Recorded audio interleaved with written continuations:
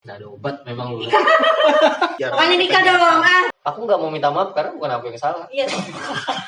Siti. Oh, baca doa ya? Bukan. Oh, bukan. Tapi aku pernah jadi MC loh. Iya, kapan? MCKO.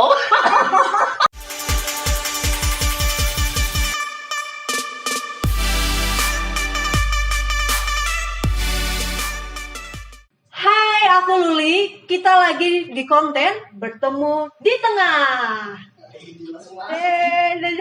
Wow.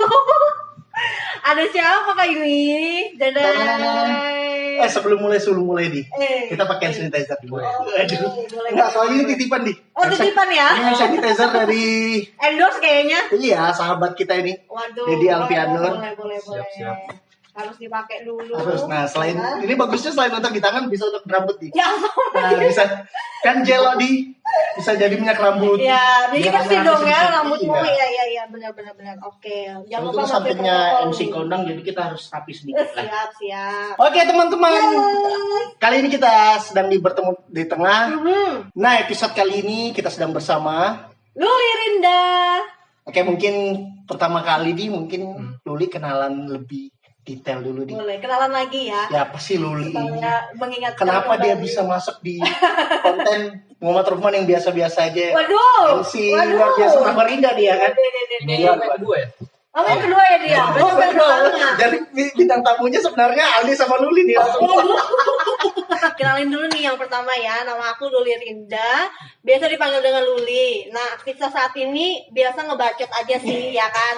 Ngebacotnya tapi dibayar sama orang. Nah, Aldi sama Rukman ini adalah teman SMA aku. Sudah berapa tahun ya kita berteman? Dari 2009. 2009. Kurang lebih 10 sampai 11 tahun udah berteman. Dan kemudian sibuk masing-masing. Alhamdulillah ketemu dengan silaturahmi di konten yang luar biasa ini. Wow. Keren banget loh, subscribernya udah 1000. Masalahnya aku nggak bisa ngedit yang kayak orang tadi dikasih tepuk tangan apa.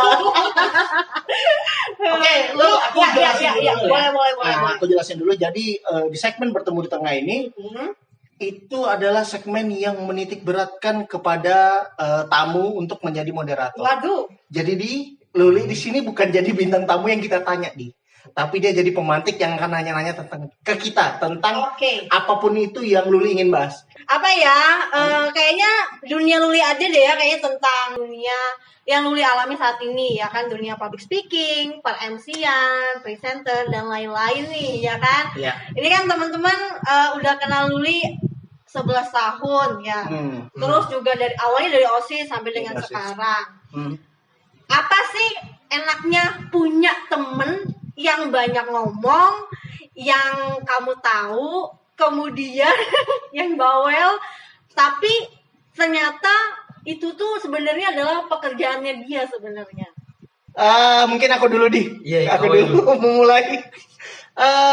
Enaknya ya. Enaknya? Kalau enaknya sebenarnya sih enak-enak banget dari segi tukar pikiran.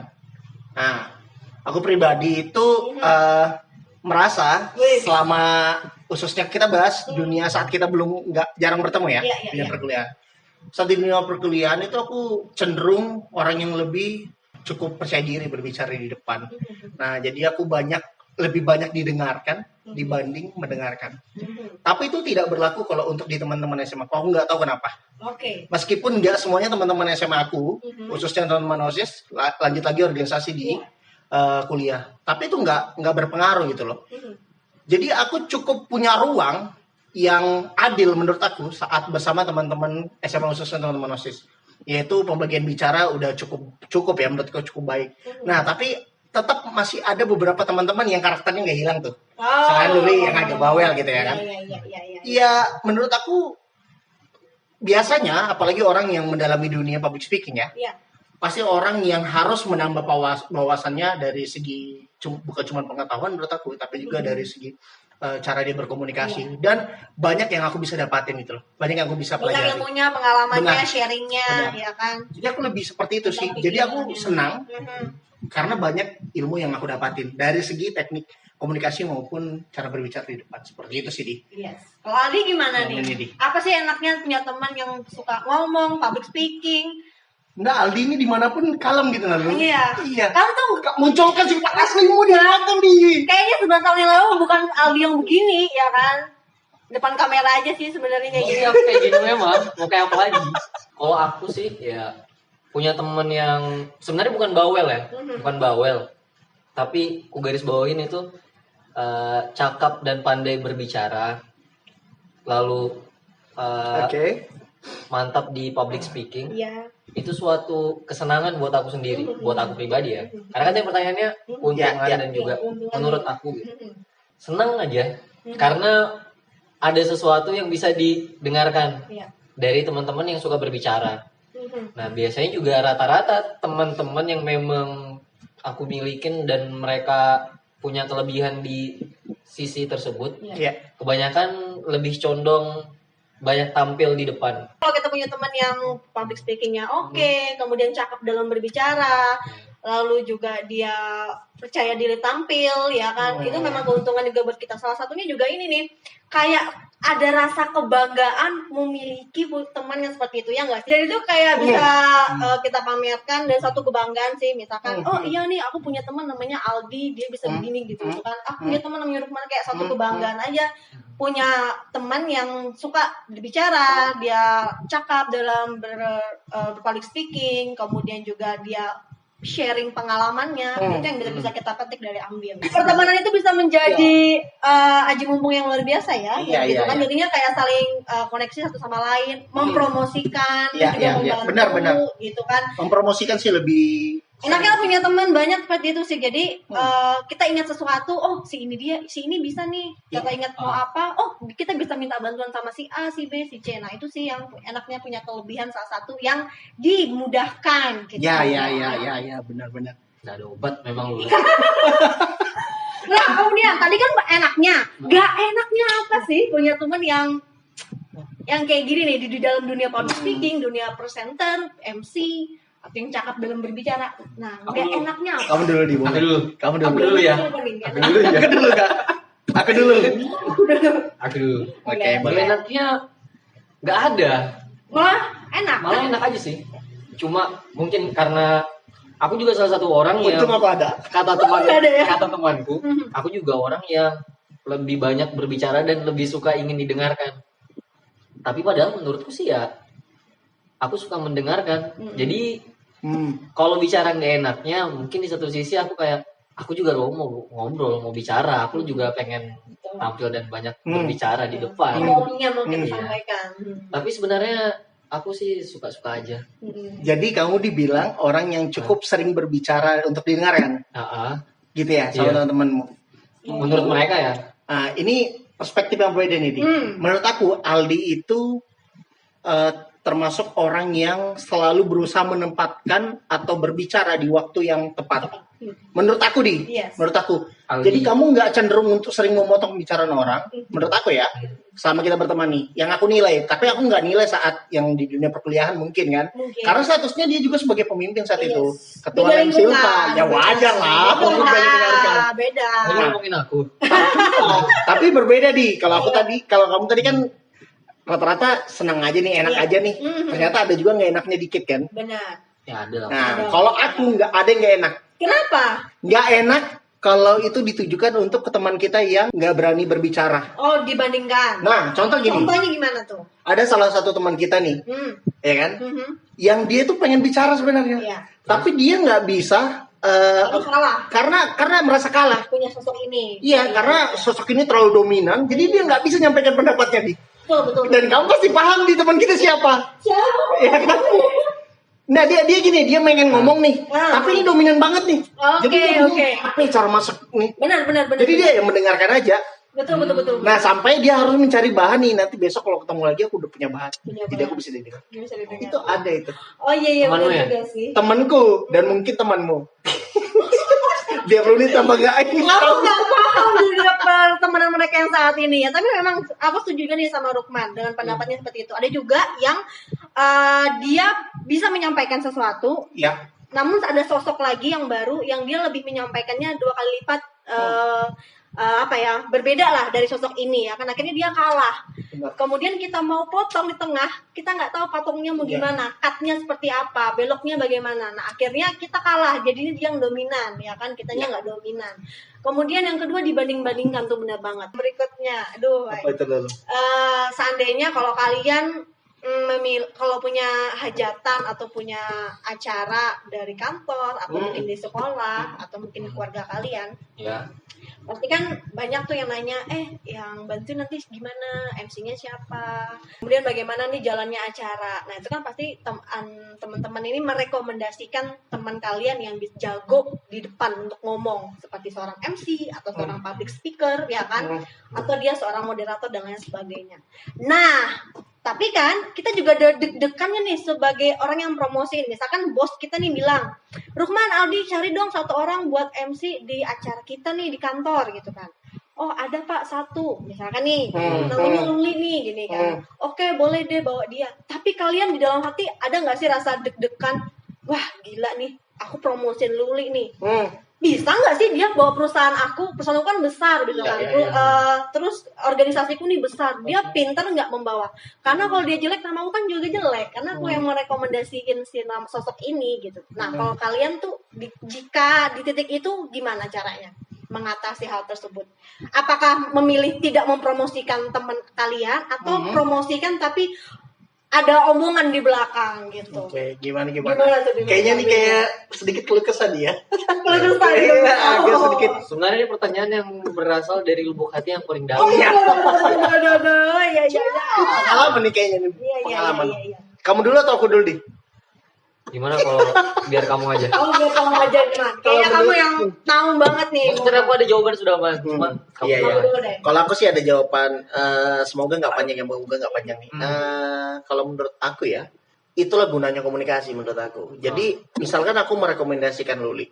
Yang pertama mungkin selayaknya kita minta tolong ke orang, yang menghubungi dulu lah, menjelaskan dulu gimana programnya, apa yang di aturan-aturannya. Nah aku rasa saat apalagi ya seorang profesional kayak Luli ya, untuk khususnya MC atau moderator segala macam, pasti tahu lah saat dijelasin ini ada aturannya, ini Luli, ini yang nggak boleh sentuh. Misalkan mungkin Luli cenderung di hajatan secara umum ya. Mungkin saat itu mungkin di tablik akbar yang mengharuskan full tertutup. Tablik akbar Full tertutup. Ya kita berarti kan harus menyesuaikan kan. Jadi menurut aku sebenarnya itu menurutku ya permasalahannya itu terletak di komunikasi di awal atau tidak ada jelasan. Nah kalau soal gimana pertanggungjawaban, menurut aku misalkan merekomendasikan Luli, berarti aku seharusnya memiliki keyakinan bahwa Luli ini udah mumpuni dan bisa dipercaya gitu sih kalau. Tapi kan biasanya ada sesuai ekspektasi dan realita kan biasanya berbeda. Ekspektasi dan realita. Selama ini mungkin karena belum pernah ya Luli ya, belum pernah secara langsung pakai jasa teman ya, karena juga jarang. Makanya nikah dong, biar tahu gitu. Mungkin ekspektasi ke teman ya seperti bagaimana biasanya ngelihat Luli sih gitu aja. Iya. Dan kita udah percaya lah gitu loh. Ini kalau Luli loh ya. Iya. Aku hanya memberikan ini salah satu contoh dan gambaran nyata bahkan yang telah aku lakukan. Saat itu, jadi 2018 itu kakak sepupuku nikah, terus minta tolong, Dek ada MC gak Dek atau kenalan untuk resepsi. Dan saat itu semua sepupu-sepupuku berbondong-bondong untuk mempromosikan gitu loh. Mempromosikan. Jadi nggak cuma aku gitu. Si A, si B, si C banyak. Bahkan kakak sepupuku ini juga mempromosikan temannya kan. Itu kan hal yang wajar kan. Jadi aku juga sudah mempromosikan temanku gitu kan, Luli. Dan di satu sisi ketika kita mempromosikan atau meminta tolong seseorang, terutama nih buat acara dia jadi MC dan atau semacamnya, ya kita udah percaya sama dia. Pastinya kita udah percaya. Dan juga mungkin ada nilai-nilai atau ada kemungkinan yang lain seperti kita mau nolong dia, misalnya ya, opsi yang lain gitu. Paling tidak kita udah percaya sama dia yang mau kita promosikan. Dan selebihnya adalah kembali ke yang mengambil keputusan gitu loh ya. Contohnya kayak kakakku, sorry lah ya lo kan tadi kabarin lagi. aku nggak mau minta maaf karena bukan aku yang salah. Iya. Karena kan yang punya hajatan yang harus ini kan. Kita kan hanya mempromosikan iya, enggak terserah. Dan aku untuk bagian promosi atau mempromosikan temen sih nggak cuma sekali 2 kali, cukup sering. Bahkan ada yang pernah buat ngisi acara 2 orang sekaligus teman kita. Teman kita loh. Bahkan kamu kalau aku sebut namanya kenal, tapi aku nggak mau sebut namanya. Kalian berdua dan nggak masuk akal gitu kenapa panggil itu. Siapa sih? Si sama Oh, ketua. Bukan. Kalian tak kenal kayaknya. Bukan ketua kita nih. Enggak, perempuan dan laki-laki. Oke, baik. Waktu itu papa aku minta tolong, Mas, ada nggak yang bisa buat ngisi acara ini gitu? Maksudnya dia jadi pengisi acara. Oh, ada apa? Ini, si ini. Iya. 2 orang teman kita SMA. Iya. Oke. Semoga nanti dia nonton. Tapi dia sudah punya anak. Dua-duanya lagi. Enggak, kalau kamu nggak pengen nyampaikan, gue sebutin apa? Iya, gitu loh. Kan kurang ajar. Hubungannya juga. Emang dari dulu kayak gitu? Iya, aku paham. Jadi siapa? Iya, jadi siapa sih? Siapa sih? Siti. Oh. Bukan. Sama Agus. Agus yang mana? Oh, Agus ini Agus. Ya, Agus Ya, pembaca doa. Nah, iya. Mungkin Luli nggak terlalu kenal. Anak Royce. Pokoknya iya. Agus jadi pembaca doanya. Enak bahasa kali, Daus. Ya, Agus. Lain. Agus rasanya waktu itu jadi Pembaca doa. bukan. Jangan so tahu nah. Oh, itu so tahu ya? Iya. Oh. Kamu kayak temanku ada teman Pembaca doa ya? Bukan. Oh, bukan. Oke. Dia jadi pembaca ayat suci Al-Quran. Dan Siti jadi yang pembaca Puisi.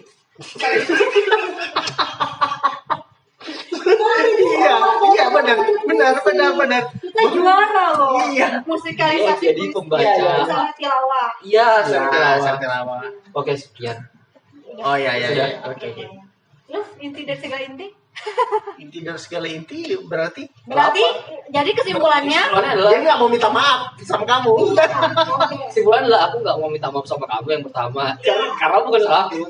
Iya, benar juga Yang sih. kedua, ketika kita mempromosikan seorang ya kita udah otomatis percaya. Percaya, benar. Iya. Kita percaya dengan kemampuannya, kita percaya dia bisa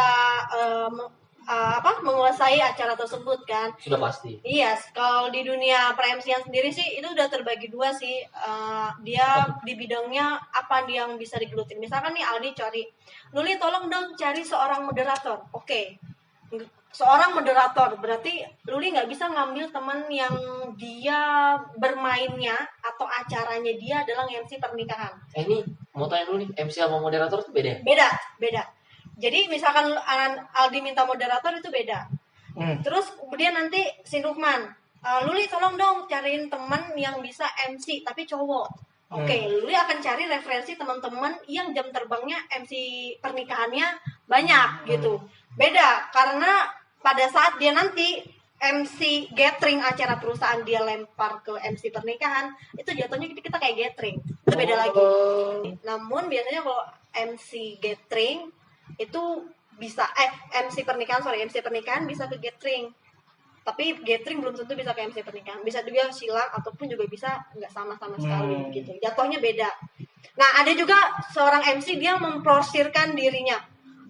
Nurman nanya sama Luli tolong dong MC pernikahan. Oh sorry man, itu bukan ranah aku nggak bisa sih bisa, cuman aku nggak dapet feel-nya di situ. Nah, itu kayak gitu. Ada juga yang gitu. Artinya ada juga sih yang main ambil aja, itu terserah, itu tergantung selera dari calon customer kita gimana mau atau enggak dengan pembawaan kita seperti itu. Gitu sih. Gini loh, mungkin ini biar ada sedikit yang bisa diambil oleh teman-teman ya kan. Ini pertanyaan sejuta umat lah. Tips berbicara depannya apa sih lo? Suhunya sebenarnya nih ini. Kita tanya dulu deh sama si Aldi. Gimana sih Di? Ngomong di depan tuh biar enak, biar luges, biar stay calm gitu kan. Aku belajar dulu sama Aldi. Oh, sebenarnya kan Dia yang kan biasa ketua. ngomong di depan kan juga Lukman. Kan mantan presiden. Iya, ketua dulu baru kita ke BEM nanti. Ini kan sesuai dunia profesi aja lah Kalau gitu ya kan kenangan aja. Iya. Biar kita nggak gugup gitu mungkin ya. Nggak berbicara depan. Ya lu Atau tips berbicara depan deh. Terus bicara di depan. Yang pertama sering ngomong di kaca. Cara Sering ngomong di kaca. Itu tuh Iya, itu. ada sih yang bilang bohong, nggak mungkin gitu kan. Tapi benar, itu worth it banget. Itu satu. Yang kedua, voice note ngomong suara sendiri dengerin. Ini salahnya di mana, kurangnya di mana, terus artikulasinya apa gitu kan, Oke. jelek-jeleknya. Terus yang ketiga, kalau gugup ngomong di depan, kalau kita lagi pidato, lagi baca doa di depan, lagi jadi pemateri di depan, biasanya ada sesuatu yang Luli pegang sih. Nah itu Luli tahu di film juga tuh, aku lupa film judulnya apa. Nah ini salah satu keuntungan punya Iya. teman yang Iya. mantap di public Iya, speaking. dia udah lakukan bukan cuma teori nih. Iya, Dia ini udah praktek. langsung praktek. Bukan bawel ya, bukan bawel. Benar loh, karena gini ya, maksudku sebenarnya kita nggak perlu jawab ya menurut kita di. Nah, ada lagi nggak selain itu? Mungkin itu ya. Kalau Luli sih megang satu benda yang kita tuh Mengalihkan ya? mengalihkan benar. Oke. Jadi nggak pecah Mungkin konsentrasi. cara konsep dan dari praktekkan udah kita juga sepakat ya. Jadi kita nggak perlu nyampaikan ya dia. Yes. Nah, sih nggak tahu sih. Nggak pengen nyampaikan juga kah? Aku nggak Statementmu. berpengalaman di. Nah, sama makanya justru itu main lu lihat aja kan. Iya. Aduh nih gara-gara kamu jadi lupa. Aku tadi ada pertanyaan lanjutan loh dari itu. Apa? Soal voice note, soal rekaman suara ya. Iya. Nah gini loh, kendalaku, aku tuh selalu merasa bermasalah dengan suaraku, paham gak sih? Kayak aku nggak pernah puas dengan suaraku. Maksudnya, Iya. aku ngerasa loh, yang aku sampaikan nih, menurut aku minimal untuk aku bermanfaat nih, untuk aku minimal bermanfaat. Minimal aku nyampaikan sesuatu yang berangkat dari pengalamanku, Iya. dan aku ngerasa ini bagus kalau di share. Iya. Nah tapi aku masih ngerasa, ini pesannya kurang masuk ke orang, entah karena mungkin karena bahasaku yang ketinggian, atau kadang tapi aku lebih cenderung sering merasa kok suaraku jelek banget ya, maksudnya nggak ini banget lah, kayak cempreng gitu loh, nah kayak gini cempreng ini gitu. Jadi pas aku dengar di voice note, munyak tau lah. Iya. Munyak tuh apa sih? Tapi beberapa orang tuh kayak Iya. misalkan aku kan nggak bisa baca puisi, makanya aku buat konten belajar baca puisi. Sekali gue selalu. Nah, tapi suaraku tuh nggak pernah pas gitu loh. Kan aku bingung. Ada nggak sih lu? Maksudnya apa sih yang perlu kita latih untuk suara kita tuh sampai minimal ke yang kita inginkan lah. Kalau nulis sih sesuai tergantung apa yang mau dibawakan ya. Misalkan kalau ngomong biasa ya udah ngomong biasa seperti ini. Tapi kalau misalkan kayak ngomong yang harus berat banget, ya memang sih satu bacaan yang kita serap itu gimana. Kemudian suara-suara yang sering kita dengarkan, misalkan suara wanita itu seperti apa, suara sedih itu seperti apa, suara teriak itu seperti apa, Suara apa ini? pelan itu seperti apa. Oh ini suara pelan. Suara pelan, ya kan? Terus suara bahagia seperti apa, suara kita serius tuh gimana. Nah itu banyak-banyak ngedengerin televisi, dengerin radio, bacaan juga ngaruh sih gitu kan. Sama temen, improvisasi kan juga perlu sih soalnya, karena apalagi kalau teman-teman yang hobinya nyanyi, nah itu pasti tahu banget deh suara tuh bagaimana bikin bulat, bikin nyaring, bikin dia dalam gitu, atau yang mau gimana tuh beda. Gitu tuh sih misalnya. Soalnya kadang aku kayak gini, misalkan kan sekarang lagi di rumah Luli. Maksudnya aku sering ngelatih dia gitu, tapi benar. yang mana ya si kampret nih yang pas gitu. Itu sih. Nah itu pasti Karena kan sih. lain profesi kita kan. Buat apa kamu melakukan hal itu? Oh, penting banget. Penting dong. Kan beda momen Iya, ya kan. iya, Kalau iya. misalkan acaranya kayak kita kayak berteman gini ya biasa suaranya. Tapi kalau yang formal sekarang lagi di rumah Luli kan beda lagi. Kalau sama anak-anak, sekarang lagi di rumah Luli. Enggak. Sekarang kita lagi di rumah Luli. Nah, itu kan udah beda-beda gitu sih. Oke, Sekarang kita lagi di rumah Luli. kita jadi kayak ada di channelnya Ades Gilang tuh. Lupa lah aku namanya. Intinya dia ini di improvisasi suara gitu kan. Trying to buy. Iya, voice over. Respect boy. Oke, gimana lu? Aku pintar. Tapi aku cerdas. Tapi aku pernah jadi MC loh. Iya, kapan? MCKO. Ya Allah tuh 11 tahun yang lalu ya. Gimana? MC acara internasional loh. Wow. Apa tuh? Di kampus ya? Iya di kampus. Otomatis. 2000. Soalnya di SMA ada belum pernah kita. 2018. 2018. Pakai bahasa Inggris. Iya. Apa tuh? International Symposium of apa ya? Aku lupa. ISPES, nama acara ISPES. Iya. ISPES, oke. Iya, ISPES itu jadi semacam simposium di lingkungan kehutanan untuk kehutanan. Acaranya internasional kok. Waktu itu datangkan gestarnya tuh keynote speakernya dari Belanda, Dan saat itu juga aku di Hamin berapa gitu. Entah kenapa ketika berhubungan sama aku tuh kebanyakan itu selalu pasti dadakan. Iya. Kayaknya itu salah satu budaya Indonesia yang harus tetap dilestarikan. Dadakan. Oke. Iya, terus ditawarin bisa nggak diminta tolong. Hamin berapa? Hamin 1? Hamin 5. Dan menurutku itu aja Kamu udah nggak menjabat dong? sudah. udah Aku lulus. sudah jadi alumni. Oh, jadi iya. alumni. Keren dong ya. Kira masih belum. Enggak sih, enggak sekeren Luli. Karena itu pertama jadi MC, Ada nih yang lalu Hamin 5. Hamin 5, lalu acaranya internasional dan Inggris, ya? dituntut pakai bahasa Inggris. Oke. Entah kenapa, makanya tadi aku tanya kan, sempat tadi aku nanya, apa sih bedanya MC sama moderator gitu kan? Apakah formal atau non formal dan itu masuk MC atau moderator kayak gitu-gitu.